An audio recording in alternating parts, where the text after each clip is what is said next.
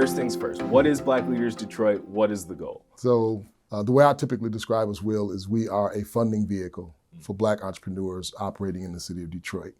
And we pretty much provide funding in two different ways. We have grants, and we also do a no interest loan. Who are you providing these resources to, and what is the overall goal? Because it's not something that is common, a no interest loan.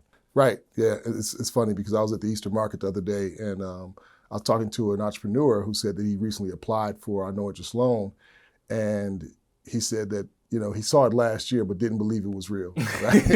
Yeah. Because they almost never exist, or at least not for us. It's targeted for, again, Black entrepreneurs in the for-profit sector that are running their business in Detroit. Our largest loan amount right now is $25K, and we have distributed $1.5 million through our grants and no interest loans so far. And we're really excited because we had a record quarter this year, and we're set to break that record in this quarter that we're working on right now based on the applications that we have been receiving. Tell us a little bit about the Ride for Equity, what it is, what the message is. So the Ride for Equity it's a 7-day ride, 377 miles across the state.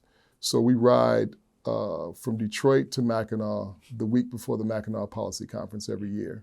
And it's an effort to raise awareness for our cause, as well as a fundraiser for the organization and the work that we do. So if you're not a real cyclist or someone that likes to ride long distances, you can come out and support us by joining the kickoff ride. We do a short, slow-paced police escort ride from U of D College right up Livernois to the grocery store at the corner of 9 Mile Livernois Ferndale Foods.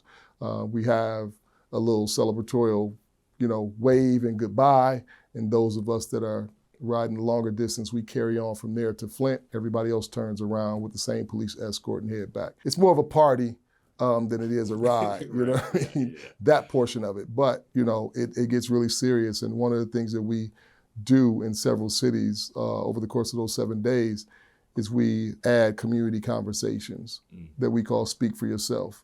And we invite people from some of the cities to come out and have honest conversations with us about what does it mean to be good neighbors to one another, cross boundaries and borders, but also honest conversations about equity and how that shapes out and plays out in our role in creating it. If we could craft a message that could really explain to people the benefits of being here and also explain to leadership what wraparound services are necessary, what people are looking for the place they want to build their career in life. What do you think Southeast Michigan, Detroit would be if we were able to harness those things? Oh, I think that we would be like that space that you and I have in our mind, right? Like a place where, the young Dwan wouldn't have to wait and find a back door or a cracked window to success to fit in through, right? Like the front door would be accessible to me.